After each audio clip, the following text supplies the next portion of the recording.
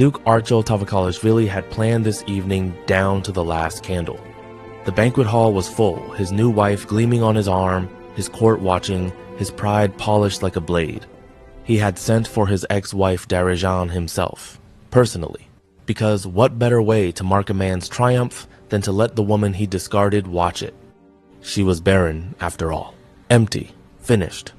Let her come, he had thought. Let her see what she lost. The doors opened, and the room went so quiet you could hear the candles breathe. Darejan walked in head high, back straight, dressed like she owned every stone in the kingdom. Behind her, 4 boys, each one carrying her face and his bloodline. The Duke's cup hit the floor before he even felt it leave his hand. His new wife turned to look at him.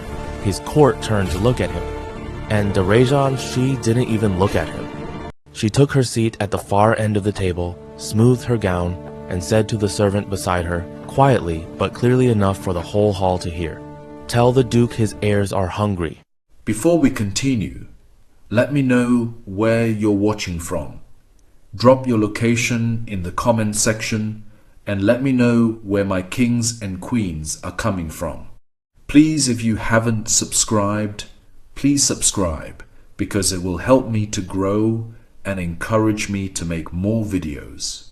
As you're watching, don't forget to say what you love about the video and what you don't love about the video. It will help me to do better and satisfy you next time. Please subscribe. Let's continue. The servant looked at her, then looked at the Duke, then looked back at her, caught between 2 people who both had the power to ruin his evening. He chose wisely. He bowed and disappeared toward the kitchen. The hall still hadn't found its voice. Darejan reached for her wine glass the same way she always had, slowly, without rush, like a woman who had never once been afraid of silence. She brought it to her lips, took 1 sip, and set it down with the kind of patience that made the people watching her feel slightly ashamed of themselves. The candlelight caught the gold threading in her gown and turned it into something almost violent in its beauty. Archil hadn't moved. That was the thing about humiliation, the real kind, the kind that strips a man down to bone in front of people he has spent years trying to impress. It doesn't announce itself loudly, it lands quietly. It lands like a stone dropped into still water, and then it spreads, and you watch every ripple carry your name across the room until there is nowhere left to look that doesn't reflect what you've become. He had imagined this evening so many times. Darejan walking through those doors, pale-faced and hollow-eyed, dressed in something that spoke of struggle, her hands clasped together the way women hold themselves when they are trying not to fall apart in public. He had imagined the flicker of pain crossing her face when she saw Tamara beside him, his new wife, young and full of easy laughter, and the way Darejan would have to swallow that pain quietly because there would be nowhere to put it. He had imagined her sitting alone at the far end of the table, small and forgettable, while the court talked around her the way people talk around things they no longer find interesting. He had not imagined this. The 4 boys sat beside their mother with the ease of children who had been taught exactly who they were. They were not fidgeting. They were not looking around the hall with wide, uncertain eyes the way most children would. The eldest, Shalva, was 9 years old and carried himself like he had been born already knowing the weight of rooms. He sat straight-backed with his hands resting on the table, his eyes moving around the space, with a calm that made several of the Duke's advisors shift in their seats. The second son, Georgi Lasha, was 7, darker in coloring than his brother, with a mouth set in a line that looked strikingly, uncomfortably familiar. The twins, Bagrat and Demeter, were 5, and they were the only ones who whispered to each other behind their hands, though even that was done quietly, with a kind of instilled discipline that could not have come from nowhere. 4 San. Archil had spent 3 years telling anyone who would listen that Darejan was barren, that the fault was hers, that God himself had looked at her and found her wanting. He had said it so many times, and with such conviction, that he had stopped thinking of it as a cruelty and started thinking of it as simply the truth, the way men do when a lie serves them long enough. He felt Tamara's hand tighten on his arm. He did not look at her. The hall had been built 200 years ago by his grandfather's grandfather, who had wanted every person who entered it to feel the full weight of the Tavakalishvili name before they even sat down. The ceilings were high and stone carved, the walls lined with portraits going back 6 generations, each face wearing the same particular expression. Not arrogance exactly, but the settled certainty of people who have never had to question their place in anything. The long table ran almost the full length of the room, set with silver that had been polished that very afternoon, surrounded by the 40 most important people in the duchy, all of them now completely still. The torches along the walls threw long shadows. Outside, beyond the thick stone and the narrow windows, the mountains sat heavy against a sky that had gone the color of bruised plums. The wind had picked up in the last hour, and it moved through the fortress in the way it always did in autumn, finding the old cracks, the places where the stone had settled and separated over centuries, making the kind of low sound that didn't frighten you exactly but kept you aware the whole evening that the walls were older than everything inside them. Darejan had grown up 40 miles from here in a house that was smaller and warmer and smelled of pine, resin, and bread. She had come to this fortress as a bride of 17 with a chest full of embroidered linen, and the particular hope that lives in young women before the world has had time to educate it out of them. She had learned the cold of this place slowly, the way cold always teaches itself, not all at once, but one season at a time. Until one morning she woke and realized she no longer expected warmth from the walls. She had stopped expecting it from the man who lived within them long before that. The servant returned. He leaned down beside her and spoke low enough that only she could hear him, and she nodded once without looking up from her plate. Whatever she had asked for was coming. That was enough. Shalva turned to look at her, and she met his eyes, and something passed between them that needed no words. The specific fluency of a mother and a firstborn child who have spent enough quiet years together that they have built their own language out of glances. He turned back to face forward. Archil finally moved. He pushed his chair back and stood, and the sound of it cut through the silence sharply enough that two of the servants near the door startled. He was a large man, arch broad through the shoulders, with the kind of physical authority that had always worked for him in rooms like this one. He had led men into the Eastern campaigns twice before he was 30. He had never once been the person in a room who did not know what to do next. He did not know what to do next. He looked at Darejan and she looked back at him. And for one suspended moment, the entire hall watched the space between them, the way you watch a flame that has been set too close to something it should not be near. Then she looked away. Not with anger, not with triumph, with the kind of complete indifference that is far worse than either, because it tells the person on the other end of it that they are no longer worth the energy of a real feeling. She lifted her glass again and turned to Shalva and said, quietly, in the unhurried voice of a woman who had already decided how this evening would end, eat something before the second course. You know how you get.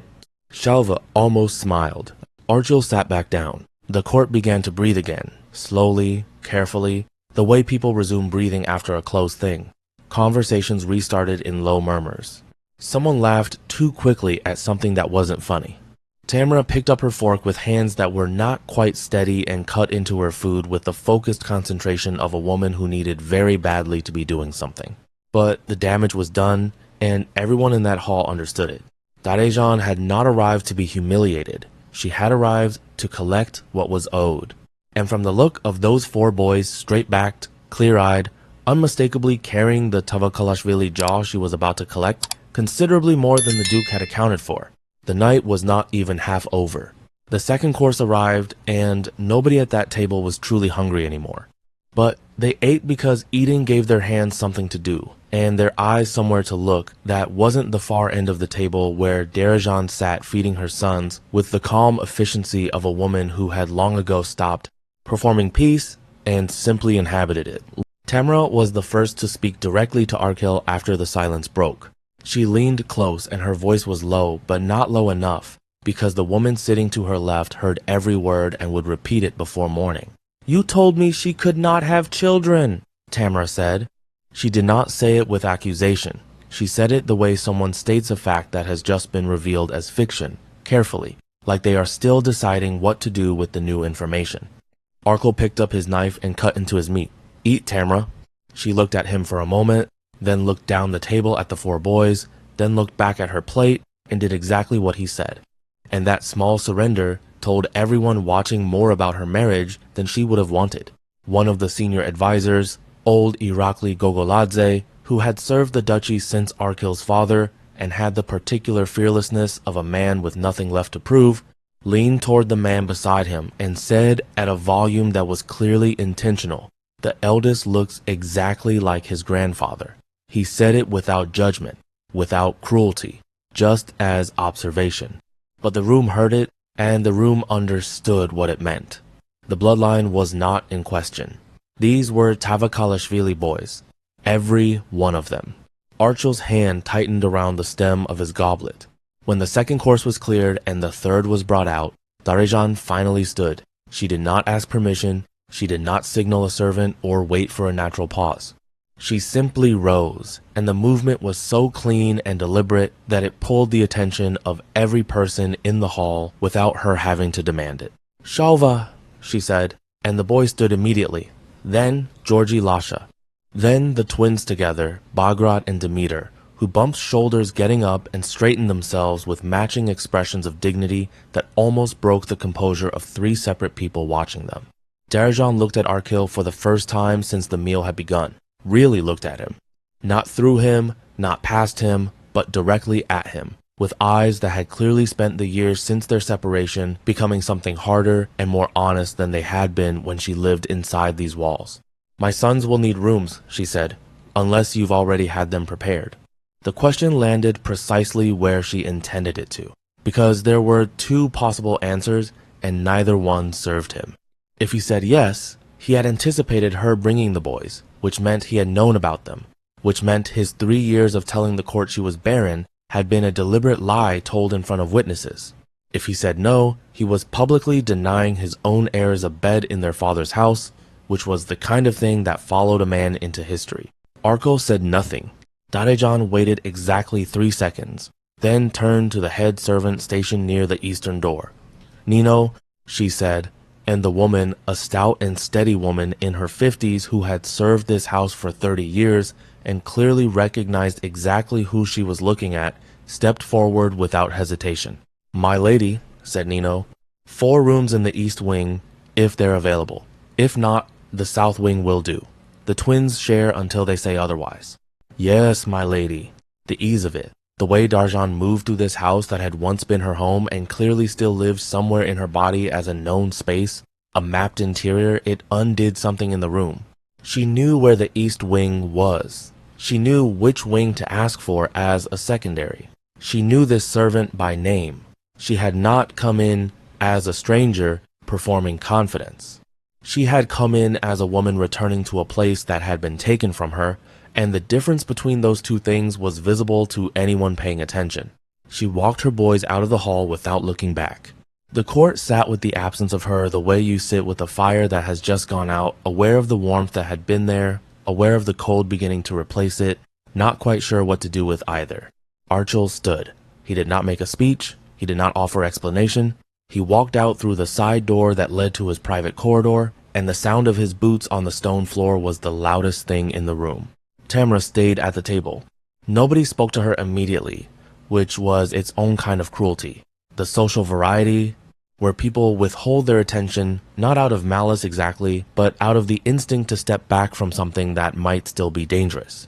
She sat very straight, with her wine untouched and her hands in her lap, and she kept her expression pleasant in the effortful way of someone who has been trained that pleasantness is armor and has not yet discovered it has limits. In the east wing, Nino was moving fast. Darejan followed her through corridors that smelled of the same cold stone she had memorized at 17, the same faint trace of wood smoke that lived in the walls, no matter the season. The torches here were fewer and the shadows ran long between them. Bagrat walked close to her left side and she put her hand briefly on the back of his neck, the way she sometimes did when she could feel him working to stay calm, and he leaned into it for exactly 1 step before straightening again. Demeter was looking at the portraits on the wall. "Mama," he said, stopping in front of one. "That man looks like Shalva." Darejan looked. It was a portrait of Archil's father, painted 30 years ago, when he was still young enough to have the sharpness in his face that age eventually softened. The resemblance to Shalva was not subtle. "Yes," she said simply. "He does." "Who is he?" She kept walking. "Someone your brother will learn about when he is older." Shalva, ahead of them, said nothing.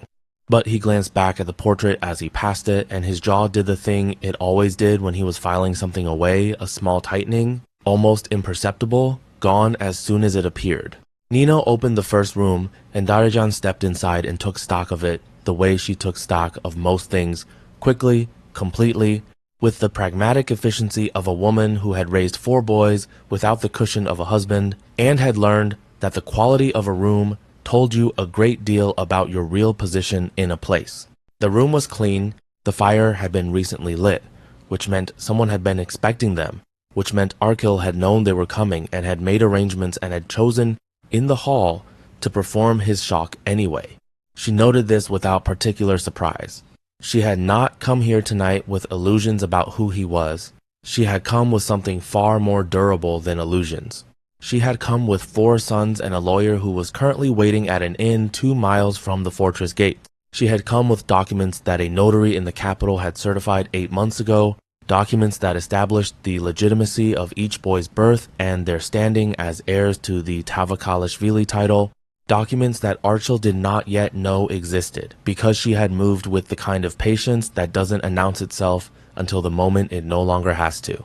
She settled Bagrat and Dimitra into their room first, made sure the fire was adequate, and stood in the doorway while they climbed into the large bed and pulled the covers up to their chins with the focused seriousness of children performing the task of going to sleep. "Stay," Bagrat said. "For a moment," she said. She sat on the edge of the bed, and the twins moved toward her the way they always did, like 2 parts of the same thing orienting toward its center, and she stayed until their breathing slowed and their bodies went the boneless, loose weight of sleeping children. And then she sat a moment longer just because she needed to. Because tomorrow was going to be the hardest day of the last 4 years. And she had not come this far to lose her footing now. She did not sleep until well past midnight. The East Wing had a particular silence to it that she remembered from her years here. Not the comfortable silence of a rested house, but the specific quiet of thick stone and high ceilings and rooms that had been lived in by people, who did not speak easily to each other. She lay on her back in the dark and listened to it, and let it remind her of every reason she had needed to leave. She was up before dawn. She washed her face with cold water from the basin, dressed without a maid, because she had not brought one and had not asked for one, and she sat by the window and watched the mountains take shape in the gray morning light the way they always did out here, slowly, reluctantly, like something being recalled from a dream. The fortress walls were pale in the early hour, and the courtyard below was empty except for a single guard walking his post with the unhurried step of a man counting down the last of his night shift. She thought about the lawyer.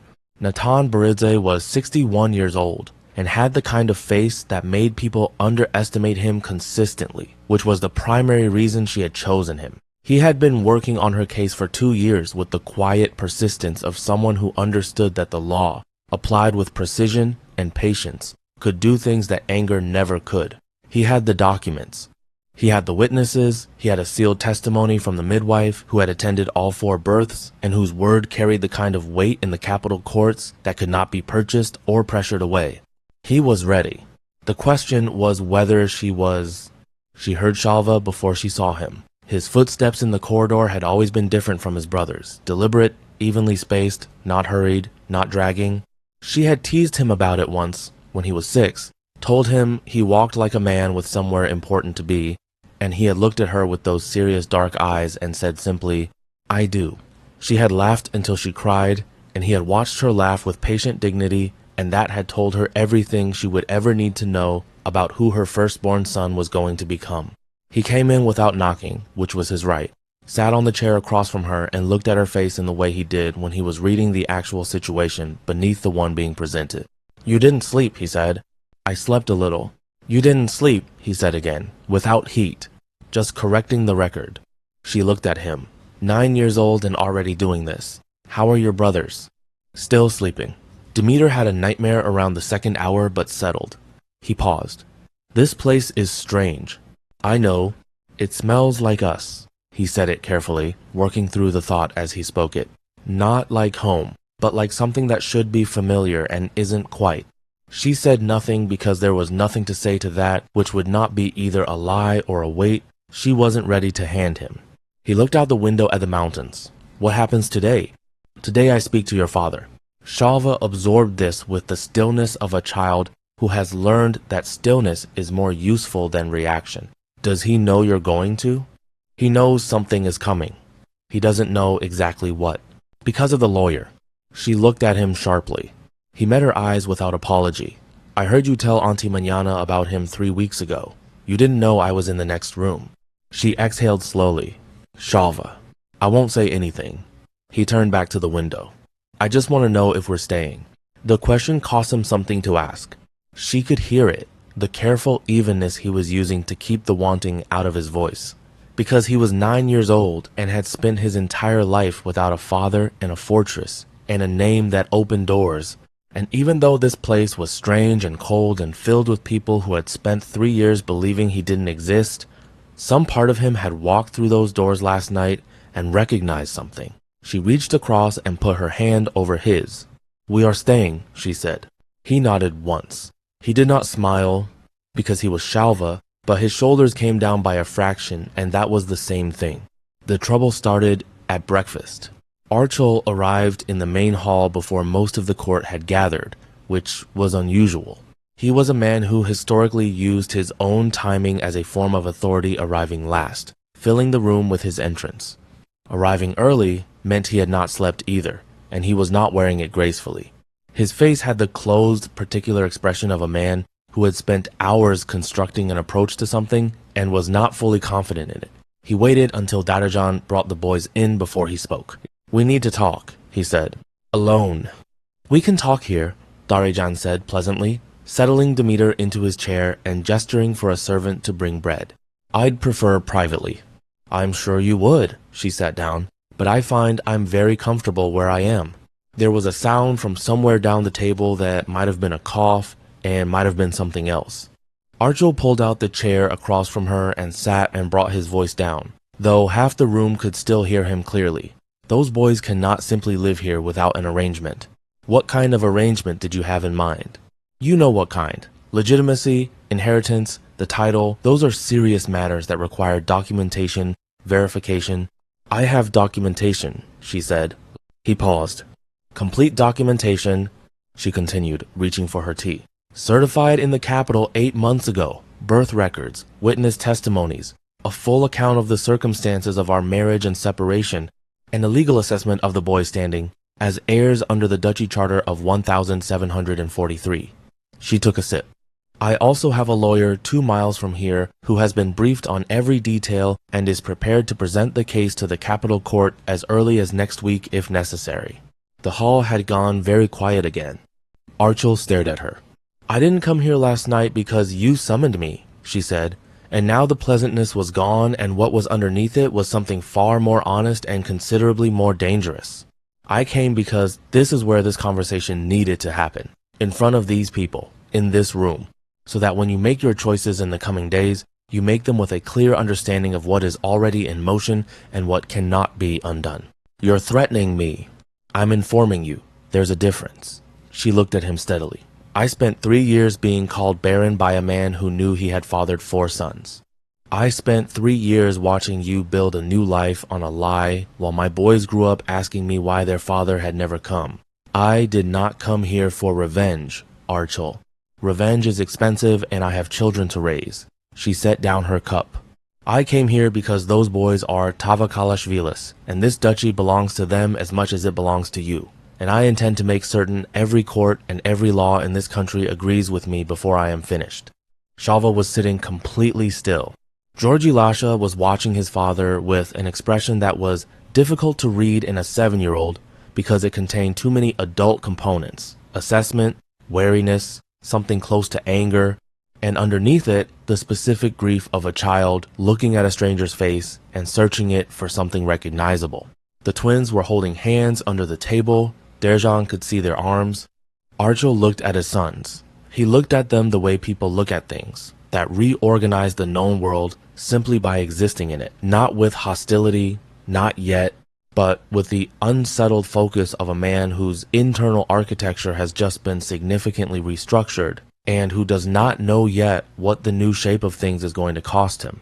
Then he looked at Tamara, who had appeared in the doorway of the hall sometime during the exchange and was standing with one hand pressed flat against the doorframe, her face carrying the particular expression of a woman who is beginning to understand that the ground she built her future on was not as solid as she had been led to believe.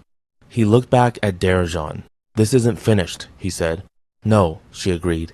"It is not. But it has started, and starting is what matters." She turned to Shalva and touched his arm once, briefly. He picked up his bread and began to eat.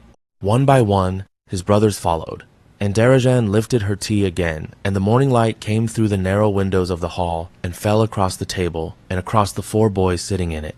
And in the light, they looked exactly like what they were, the heirs to everything. And Archil Tavakalashvili had not a single move left to make that she had not already prepared for. Tamara left the doorway without a word. Nobody watched her go openly, but everyone tracked her exit the way people track things that are moving toward a breaking point peripherally, carefully, with the awareness that whatever happened next was going to require witnesses.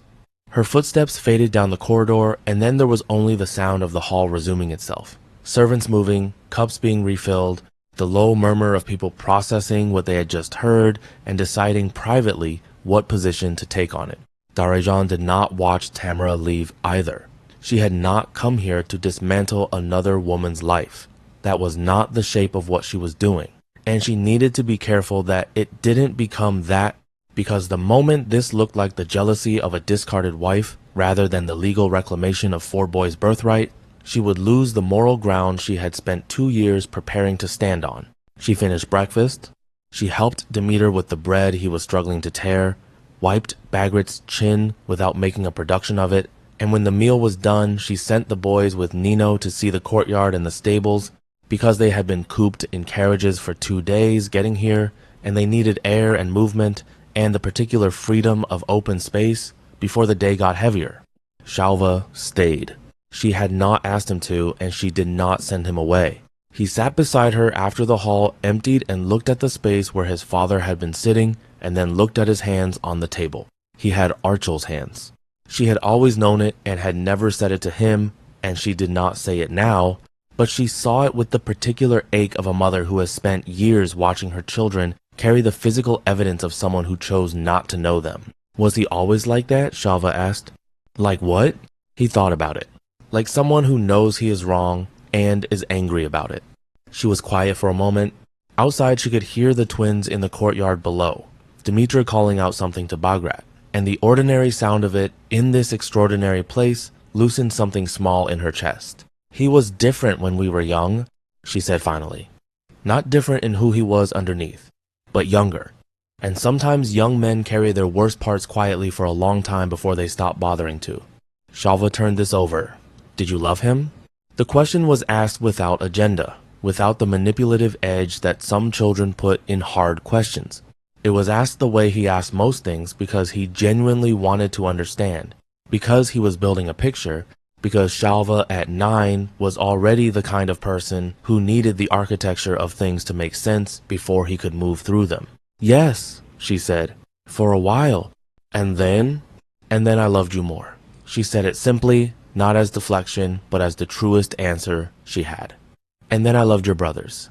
And loving you made it impossible to stay somewhere that was making me into someone they should not have for a mother." He looked at her with those eyes that saw too much for his age and nodded slowly, and she could see him filing it, storing it, the way he stored everything, not for immediate use but for later, for the long consideration that was already one of the defining features of who he was going to be. Old Irakli Gogoladze found her mid-morning. She was in the small library off the eastern corridor, a room she had loved during her years here precisely because Archil never used it. She had the documents spread across the reading table and was going through them one final time. Not because she needed to, but because the act of reviewing them settled her in the way that preparation always did. Irakli knocked and waited, which she appreciated. "My lady," he said, stepping in and closing the door behind him with the care of a man who has spent decades understanding the value of a closed door. Irakli. She did not move the documents. There was no point. He had likely already known more about this situation than he had let on at dinner. men like Irakli always did. He sat across from her without waiting to be invited, which was his right as someone who had served this house since before she was born. He folded his hands on the table and looked at the documents without touching them, and then looked at her. "The Charter of 1743, he said. "You know it. I helped interpret it twice in the last decade, for disputes considerably less significant than this one." He paused. "Your case is strong. I know. Archil knows it too. That is why he is meeting with his own lawyers this morning in the West Study." He watched her face as he said it. "Two of them arrived before dawn. I imagine they came last night after your invitation was delivered, which suggests someone in his circle anticipated what you might bring." She had anticipated this. She had built the case precisely because she had anticipated this. But hearing it confirmed still sent a cold current through her that she did not allow into her face. "Who sent for them?" she asked. "His brother Zurab." Irakli said the name with the neutral tone of a man delivering a diagnosis. "He arrived 2 hours ago. Came through the back gate. Zurab Tavakalashvili." She had not factored him in with the speed he had apparently moved, which meant she needed to adjust. Zurab was 4 years younger than Archil and had spent his entire adult life in the specific position of a younger brother in a powerful house close enough to the title to want it, far enough to know it would never be his unless something changed. He was clever in the practical way that ambition sharpens people, and he had never liked her, not even in the early years when she had tried. If the boys were legitimized, Zurab's position in the inheritance order collapsed entirely. He dropped from second in line to sixth, beneath 4 boys he had spent 3 years being told did not exist. He would not accept this quietly. "How much time do I have before they're ready to move?" she asked. "A day, perhaps 2. Irakli unfolded his hands and placed them flat on the table. "Lady Darejan, I am going to tell you something that I am telling you as a man who served your father-in-law and who has watched this family for 30 years and who believes, in the specific way that old men believe things, that what is right should occasionally be permitted to win." He looked at her directly. "There are 3 members of the court council who were present at your marriage, who witnessed the ceremony, who attended the first years of it, who know the timeline of the separation, and have drawn their own conclusions about the boys. If you can speak to them before Zurab does, before his lawyers shape the narrative, you will have council support, and Archil will not be able to move against the legitimization without triggering a formal dispute that goes to the capital, which he cannot afford politically right now." She looked at him. "Why are you telling me this?" He was quiet for a moment. "Because I have 3 granddaughters," he said, "and I am very tired of watching men in this house treat truth as optional." She held his gaze for a long moment and then nodded. "Tell me their names," she said. She found the first council member, Levan Amilakvari, in the portrait gallery just before noon. He was a compact, careful man in his late 60s who had always reminded her of a clock, precise, consistent, wound by some internal mechanism that did not vary with the weather of whoever was in power. He had been at her wedding. He had given a formal address at the ceremony about the strength of union between 2 ancient families and had meant every word of it and had watched the marriage deteriorate with the quiet sorrow of someone who takes vows seriously on behalf of other people. He saw her coming and did not move away, which she took as its own kind of answer. "Lord Levan," she said. "Lady Darejan." He looked at her with the composed attention of a man who has already made his decision and is simply waiting to be asked. "I saw the eldest boy at dinner last night." "Yes." "He has his grandfather's eyes. Several people have mentioned it." Levan clasped his hands behind his back and looked at the portrait nearest to them. A woman in a green gown from a century ago, painted with the particular stillness of someone who had survived extraordinary things and was not interested in discussing them. "I will tell you what I remember," he said, "about the dates and circumstances of your marriage as pertains to council record, and I will tell you that my memory on these matters is very precise. I'm grateful. Don't be grateful yet." He turned to look at her, and his eyes were kind but serious in the way of people who have seen enough to know that gratitude is premature until a thing is actually finished. "Zurab is already in the West Study, and Zurab is not his brother. Archil acts from pride. Zurab acts from calculation. which is considerably more dangerous. He paused. He will not come at you directly. He will come at the boys.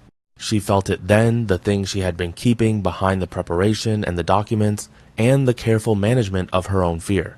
The thing that was not legal strategy or political maneuvering, but simply the animal certainty of a mother hearing that her children are the target. She kept it off her face, but her hands, folded in front of her, pressed together once, briefly, with a force that left marks in her palms. Then we don't give him time, she said. Levon nodded slowly. No, he agreed. We do not. She turned and walked back toward the east wing, and her steps were even and unhurried, because she had learned in the last 4 years that the appearance of calm was its own form of power, and she needed every form of it she had, because the day was not yet half over, and the man she had not thought to prepare for was already inside the walls and moving. And somewhere in the courtyard, her 4 sons were watching the horses, unaware that the fight for everything they were owed had just entered its most dangerous hour. She found Nino first. She told her quietly, without alarm, to bring the boys inside from the courtyard and keep them in the east wing until she said otherwise. Nino asked no questions. She had the instincts of a woman who had spent 30 years reading the temperature of this house, and she read it now correctly, gave a single nod, and went. Darejan went to find Natan Beritze. She sent a rider from the stables herself, a young groom she had tipped generously the night before and who had the eager reliability of someone who understood that a coin given freely was worth more loyalty than a coin demanded. She told him the inn, the name, and the urgency, without dressing any of it differently than it was. The boy was on a horse and through the gate inside 7 minutes. Then she went to the west corridor. She did not go to the west study. She was not ready for that room yet, and she knew it. And knowing the difference between readiness and impatience had kept her intact through 4 years of situations that should have broken her. Instead, she went to the small anteroom adjacent to it, the one with the connecting wall and the old iron grate near the floor that had never properly sealed and had been the source of a draft complaint every winter of her marriage. She sat on the bench along the wall and she listened. Zurab's voice was lower than his brother's and faster, with the clipped efficiency of someone who thought in conclusions and worked backward. She could hear him clearly enough. He was telling Archil that the documents could be challenged. The specific challenge he proposed was the jurisdiction of the notary who had certified them. He had apparently identified, in the 8 hours since her arrival, that the notary in question had certified the documents in a district that was technically under a different regional authority than the one governing duchy inheritance claims, and he believed this created a procedural gap wide enough to delay the legitimization by months, possibly longer, while the jurisdictional question was resolved. It was not a bad strategy. It was actually a very good strategy, and the fact that he had found it this quickly told her that he had been preparing for this possibility before last night, which meant someone had told him she was coming, which meant she had a problem she had not fully mapped yet. She sat with this information and let it settle without panic. The jurisdictional argument would delay but not destroy. Nathan had anticipated procedural challenges as a category, even if not this specific one, and he was meticulous in the way that small, quiet men with long memories tended to be meticulous. She would let him hear the argument before she decided how afraid of it to be. What concerned her more was the next thing Zurab said. He said the boys should be moved to separate accommodations outside the main fortress while the legitimization was under review. Guest quarters in the outer building, he suggested, with appropriate care and comfort, purely as a procedural measure to avoid any appearance of the Duke being pressured by the physical presence of claimants in his household during an active legal dispute. There was a pause, and then Archil said, "They're children, Zurab." "They're claimants," Zurab said. The moment those documents were filed, they stopped being simply children. Another pause, longer. "It would look very bad," Archil said. "It would look procedurally appropriate. There's a difference." Zurab's voice carried the patience of a man explaining something to someone who keeps letting sentiment interfere with sense. You cannot have the claimants living in the east wing of the house they are claiming while the claim is under dispute. Any court would question the integrity of the proceedings. She had heard enough. She stood, smoothed her gown, and walked around to the door of the west study and opened it without knocking. Both men looked at her. Zurab recovered first. He was lean where Archil was broad, with a face that gave away nothing it didn't intend to give away, and he looked at her with the composed attentiveness of someone encountering a variable they have already accounted for. "Lady Darejan," he said, "I was going to seek you out this afternoon." "I saved you the walk," she said. She did not look at Archil. "Not yet. I heard the jurisdictional argument." A brief pause. Zurab's expression did not change. "The walls in this house have always been thin. Yes, I lived here for 4 years. I know every wall." She came fully into the room and stood at the end of the table, equidistant from both of them, which was deliberate.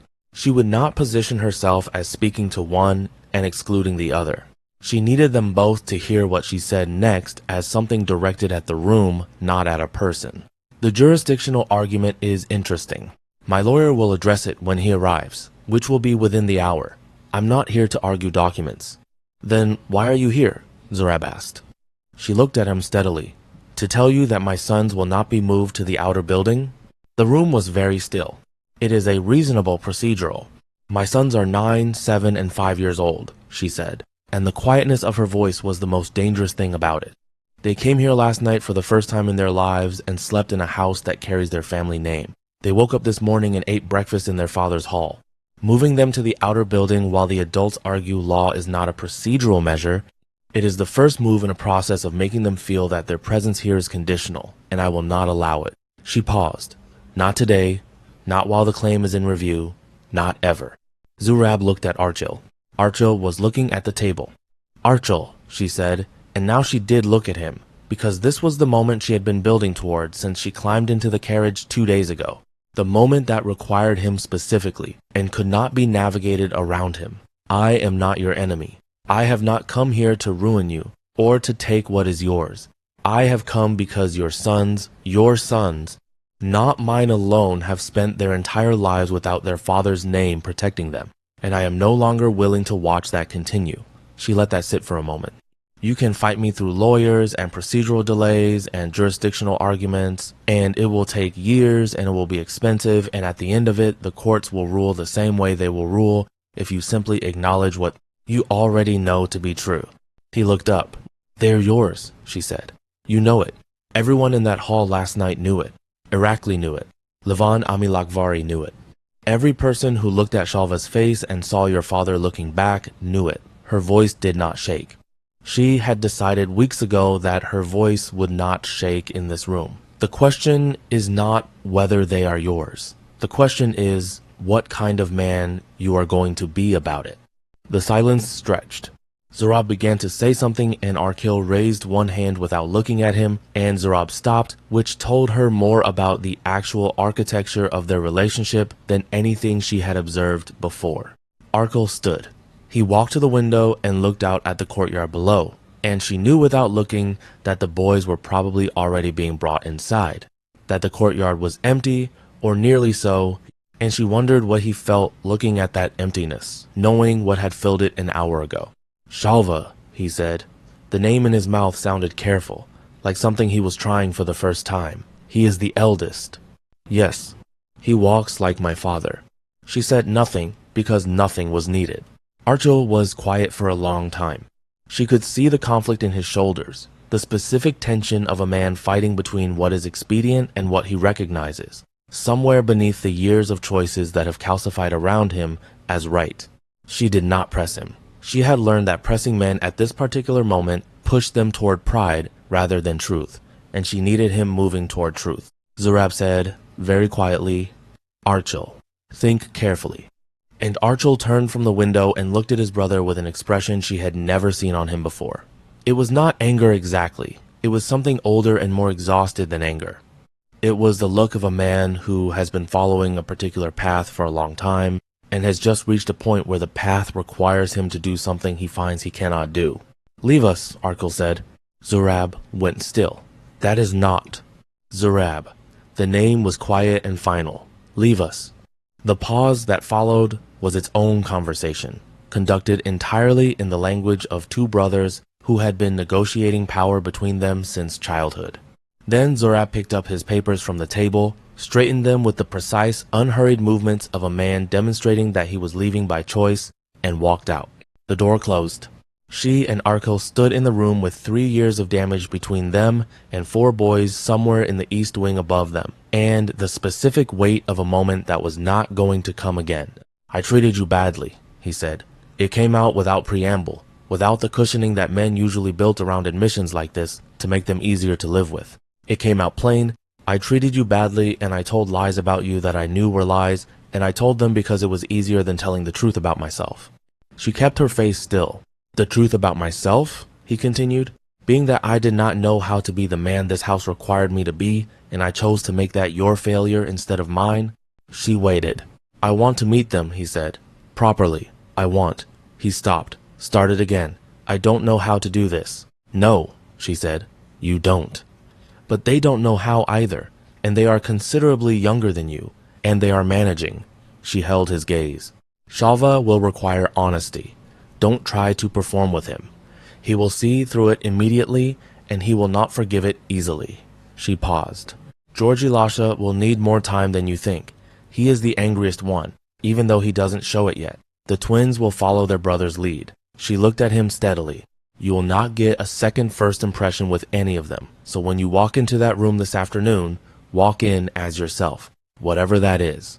They deserve to meet the actual man and decide for themselves."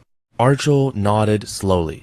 His face had the opened, undefended quality of someone who has just put down something very heavy. Outside, somewhere in the east wing, she heard Demeter's voice, high and clear, saying something to Nino about the horses, and the ordinary childhood brightness of it moved through the heavy air of the study like something let in through a window. She picked up her documents from where she had set them at the edge of the table. "My lawyer will be here within the hour," she said. "We can discuss the jurisdictional question with both of us present and resolve it before it becomes a proceeding." She moved toward the door. "In the meantime, I suggest you tell your brother that the strategy has changed." She opened the door. "Darejan." His voice stopped her at the threshold. She looked back. He looked like a man standing at the beginning of something he did not choose and could not now avoid, and was, perhaps, in some deep and reluctant part of himself, relieved to have finally arrived at. "Thank you," he said, "for bringing them." She looked at him for a long moment. "Thank your sons," she said. "They are the ones who agreed to come." She walked out into the corridor, and the morning light from the high window at the end of it fell across her, and she kept walking, steady, unhurried, toward the east wing, and her boys, and the hour that was still coming, carrying the particular calm of a woman who has done the hardest thing and is still standing, which, for now, was enough. Natan Baridze arrived 40 minutes later. She heard the horse in the courtyard from the east wing corridor and went down to meet him herself rather than sending a servant, because Natan was the kind of man who noticed things like that, and she needed him to know, before they sat down together, that she was still composed and that the ground beneath the plan had not shifted in any way that could not be managed. He came through the gate with his leather satchel across his chest and his coat dusty from the road, and his expression carrying the alert readiness of someone who had read the urgency in the summons correctly and had not wasted a moment of the ride.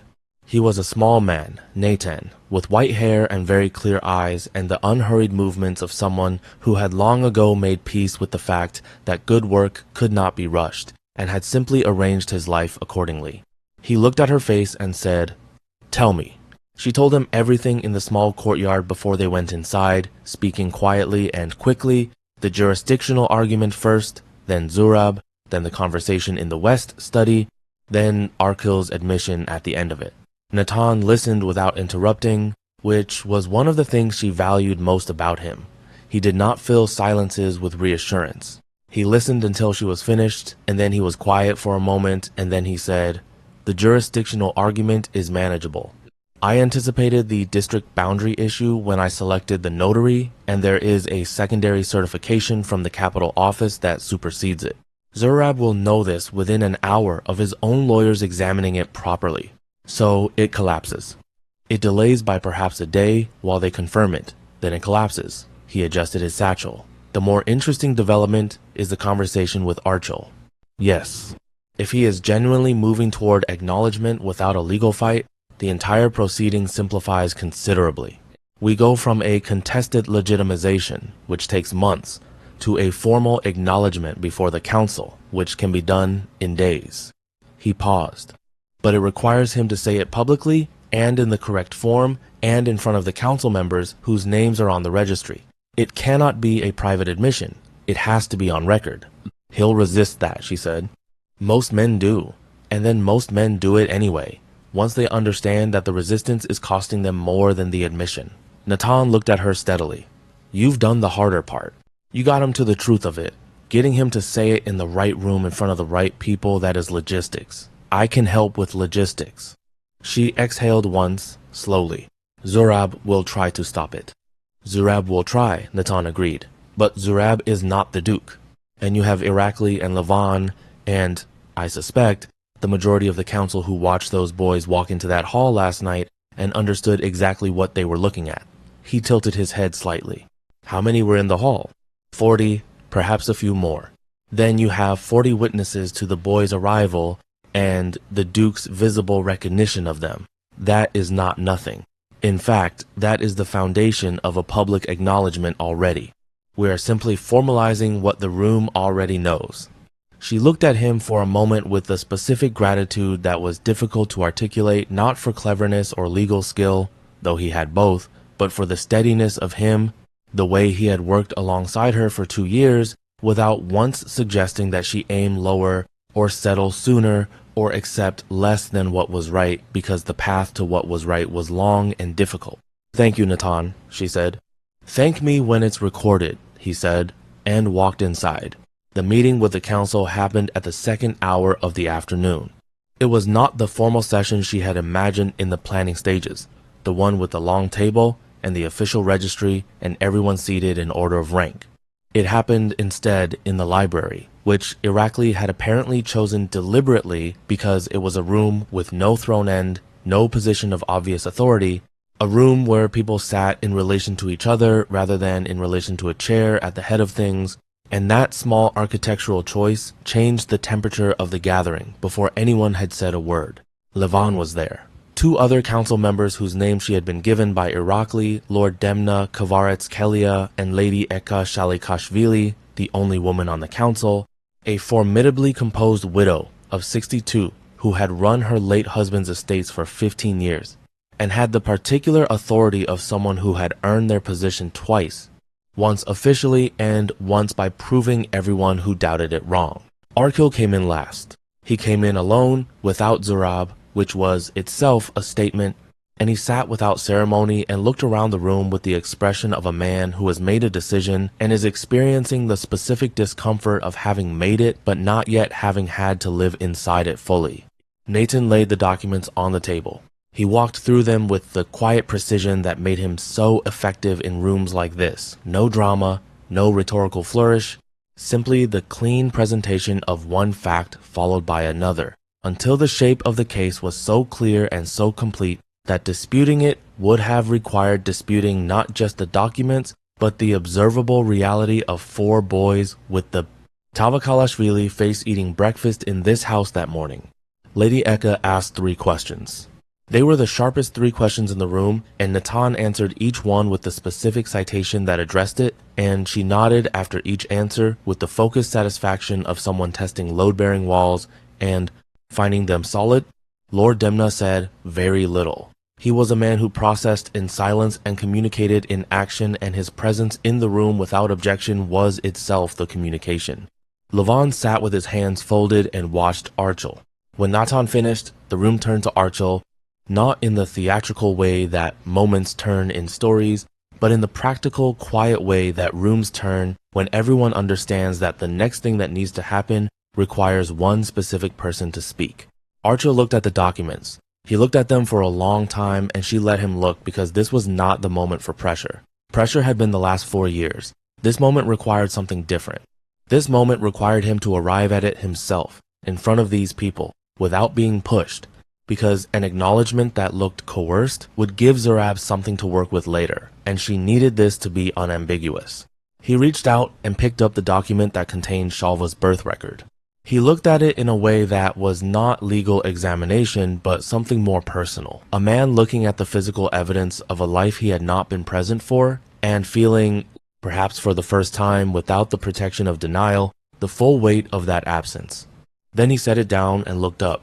I acknowledge them, he said, all four, Shalva, Georgi, Lasha, Bagrat, and Demeter Tavakalashvili. He said it in the formal phrasing, without prompting, which meant he had either been coached by someone or had looked it up himself, and she suspected the latter.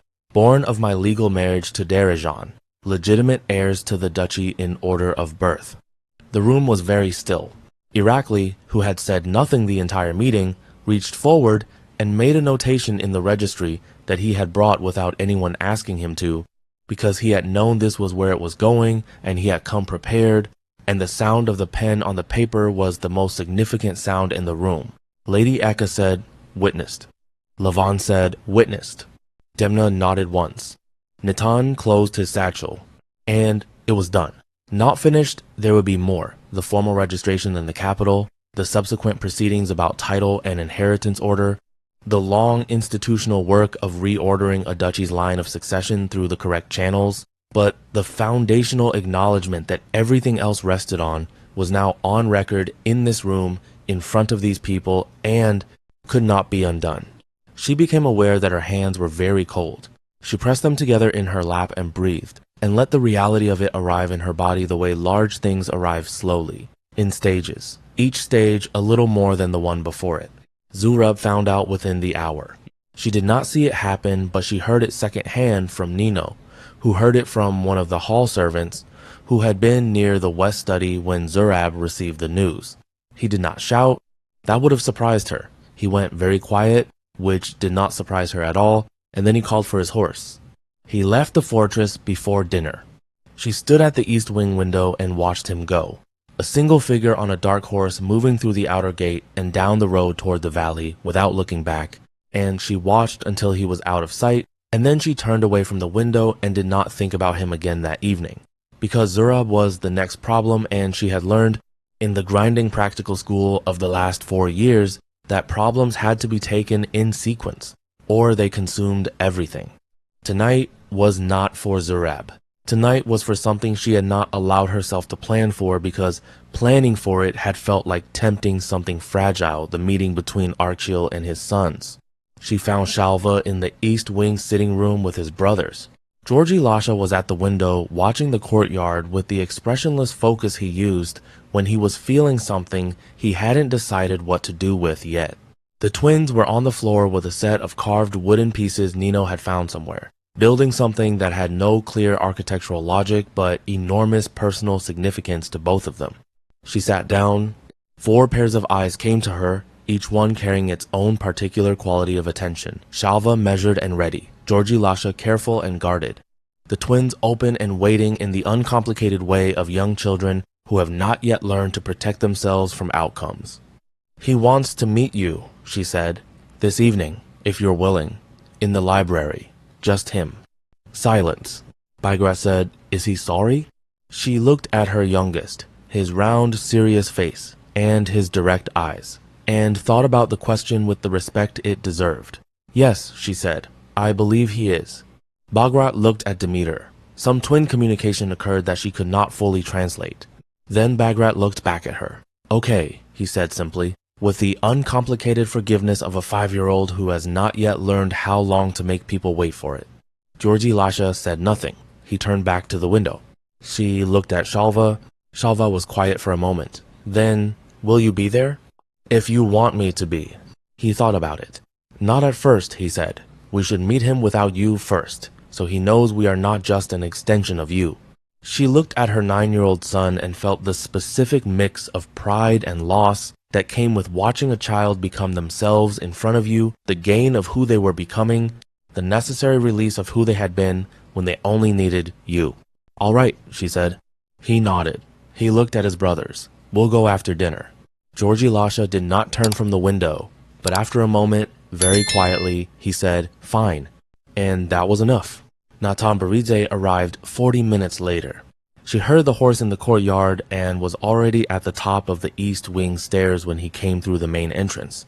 Still in his traveling coat, his leather satchel held against his chest with the protective instinct of a man carrying something that matters. He was breathing slightly harder than usual, but his face was composed and his eyes, when they found hers across the entrance hall, were steady. "I came as fast as I could," he said.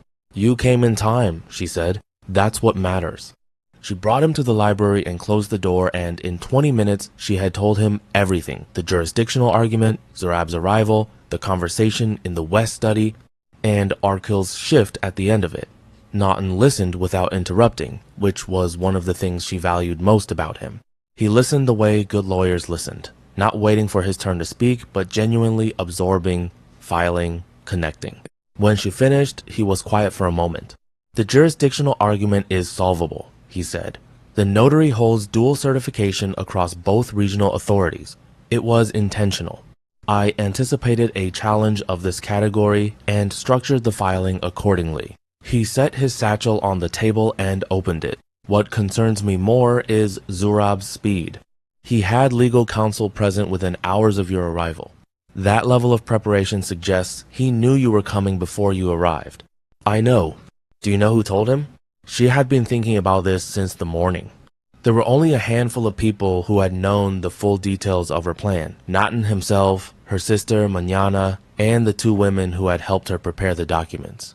And then there was the invitation. Archil had sent it himself, which meant he had told someone he was sending it, and that someone had passed it on. "It doesn't matter right now," she said. "We deal with what's in front of us." Natan nodded and pulled the documents from his satchel and laid them across the table in the order they would need to be presented, and she looked at them, all of it, 2 years of careful work, spread out on a library table in a house that had once been her home and was about to become her son's inheritance. And she felt something move through her that was not triumph and not relief, but something quieter and more enduring than either. The meeting happened in the main council room. Archil had requested it, which surprised her, and he had asked Irakli to convene it, which surprised her more, because requesting Irakli's presence meant requesting a witness with both the memory and the credibility to hold everyone in that room accountable to whatever was said and agreed. It was not the move of a man planning to fight her, it was the move of a man who had decided overnight to stop fighting. Zurab was already seated when she arrived with Natan. He looked at the lawyer with the assessment of someone recalculating and then settled his expression back into composure. His own legal counsel, a younger man with sharp eyes and ink-stained fingers, sat beside him with papers already arranged. Levan Amilakvari was there, and beside him, the two other council members Irakli had, named Georgi Shalikashvili, who was 70 and had attended her wedding and had a memory like carved stone, and Tamar Orbeliani, the only woman on the council, who had said nothing to Darejan since her arrival, but had watched everything with the focused attention of someone building a comprehensive record. Archil sat at the head of the table. He looked like he had made a decision and was carrying it with the specific discomfort of someone unaccustomed to the weight of a right choice. Zurab opened before anyone else could. "I want it noted that the procedural questions around the filing jurisdiction have not been resolved and that this meeting does not constitute..." "Natan," Darejan said. Natan placed the dual certification document on the table and slid it toward Zurab's counsel without a word. The younger lawyer picked it up, read it again, leaned towards Zurab and spoke quietly into his ear. Zurab's expression did not change, but something behind his eyes recalculated with a speed she could almost hear. "The jurisdictional question is resolved," Natan said pleasantly. "If there are other procedural concerns, I am happy to address them in sequence." Zurab said nothing. Irakli made a note. What followed was 2 hours of the most precise and purposeful conversation she had ever sat through. Natan walked the council through every document with the unhurried confidence of a man who had prepared for a much harder version of this meeting and was quietly relieved to be in the easier one: the birth records, the witness testimonies, the midwife's sealed account, the timeline of the marriage and separation laid against the timeline of the pregnancies, which aligned with a clarity that left no procedural room for doubt. Levan and Shalikashvili confirmed their witness testimony of the marriage on record. Tamar Orbeliani asked 3 precise questions about the separation agreement, and when the answers satisfied her, she made a note and did not ask anything further. Archil said very little. But at the moment that mattered, when Nathan placed the legitimization decree on the table and asked the Duke to review and sign it in the presence of the council witnesses, Archil picked up the pen without hesitation. He did not look at Zurab, he did not look at Darejan, he looked at the document with the focused attention of a man reading something he intends to mean, and he signed his name at the bottom in the large deliberate signature she remembered from contracts she had watched him sign in their early years, and set the pen down. The room was quiet. Irakli took the document, reviewed the signature, and countersigned as council witness. Lavan did the same. Tamar Orbeliani added her signature last, pressed the council seal into the wax with a clean, firm motion, and set it down. It was done. Zurab stood. He gathered his papers with the same precise, unhurried movements as before, and he looked at his brother for a long moment with an expression she did not try to read because it was not hers to read. Then he looked at her, and what she saw in his face was not anger, not anymore. It was something closer to a border being acknowledged, a man recognizing that he had reached the edge of the territory available to him and stopping. He walked out. His counsel followed. The room exhaled. Irakli looked at Darejan across the table with the quiet satisfaction of a man who has lived long enough to see a right thing happen and knows enough not to make a speech about it. He simply nodded once. She nodded back. She found the boys in the East Wing sitting room. Shalva was reading. Georgi Lasha was at the window watching the courtyard with the patient attention he gave to most things. The twins were on the floor with a set of carved wooden horses that Nino had apparently produced from somewhere in the house's depths, running them along the edge of the rug with their tongues slightly out in concentration. She stood in the doorway for a moment and looked at them. All four of them in this room, in this house, with their father's name, now legally and permanently attached to each of them, and the fullness of it moved through her so completely that she had to hold the doorframe for a moment before she trusted herself to step through it. Shalva looked up from his book. He read her face in the way he always did, quickly and completely. "It's done," he said. "Not a question." "It's done," she said. Georgi Lasha turned from the window. He looked at her with those careful, guarded eyes, and then something in his face moved, something he usually kept very controlled, and he crossed the room and put his arms around her waist without saying anything and held on with the tight, fierce grip of a 7-year-old who has been managing something too large for 7 years old for a very long time. She held him. Bagrat looked up from his horses. "Are we staying?" he asked. "We are staying," she said, into the top of Georgi Lasha's head. Demeter immediately returned to his horses, satisfied, because Demeter had always been the one most willing to take her at her word and move on. Bagrat watched her for one more moment with his twin's particular way of checking the temperature of things, and then did the same. Shalva put his book down and stood and came to stand beside her, not touching, just present. In the way he was present, steady and close and quietly certain. Archil came to the East Wing that afternoon. She had told Shalva he was coming. She had told all of them, plainly, without over-preparation, because they deserved to decide for themselves how to feel about it, and she could not manage that for them. She had said only that their father had signed the documents, and that he wanted to meet them, and that they did not have to say or do or feel anything specific. Demeter had asked if he was tall. She had almost laughed. She had told him yes. Archil stood in the doorway of the sitting room with the discomfort of a large man in a moment that cannot be solved with size or authority. And he looked at his 4 sons, and his sons looked at him, and the silence of it was the most human. Silence she had heard in years. Demeter broke it. He walked directly across the room, stopped in front of Archil, tilted his head back to look up at him, and said, "You're very tall," with the satisfied tone of a confirmed hypothesis. Something crossed Archil's face that was too fast to name, but that she recognized immediately as the specific devastation of a man encountering the uncomplicated love of a child he has not earned and does not know what to do with. He crouched down to Demeter's level. "So are you," he said, "for your age." Demeter considered this seriously and then turned and went back to his horses and held one out toward Archil with the easy generosity of a 5-year-old who has already decided. "This one is the fastest," he said. "You can hold it if you want." Archil took the horse. He held it in his large hand and looked at it and for a moment he was completely still, and she understood that he was holding himself together by a margin that was just barely adequate. Bagrat drifted over next, because Bagrat went where Demeter went. Georgie Lasha stayed by the window and watched everything and said nothing, and she caught Archil glancing at him twice with the careful awareness of a man who understands that this particular son is going to require something more than a carved horse and patience, and that the something more is going to take a very long time and cannot be rushed. Shalva stood beside her. After a while, Archil looked up and found Shalva's eyes across the room and held them. And Shalva held his gaze back with that ancient composure of his, steady and measuring and not unkind, and the two of them regarded each other in the long, specific way of people who recognize something of themselves in someone they have only just met. Archil did not look away first. Neither did Shalva.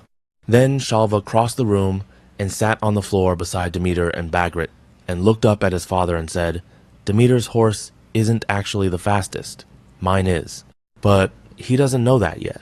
Archil looked at this boy, this 9-year-old who had his grandfather's eyes and his own hands and his mother's unnerving composure, and this time what crossed his face stayed long enough to name.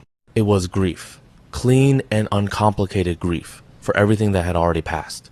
And then, just beneath it, quiet and tentative, but present the first shape of something that might, given enough time and honesty and the particular grace of children who have not yet decided to stop extending it, become something else entirely. Darejan sat in the chair by the window where the afternoon light came in long and golden and warm, and she let the sound of her sons and their father fill the room around her. And she did not try to manage it or direct it or protect herself from how much it cost her to witness, because some moments were not meant to be managed. Some moments were simply meant to be survived, and then, if you were fortunate, to be kept.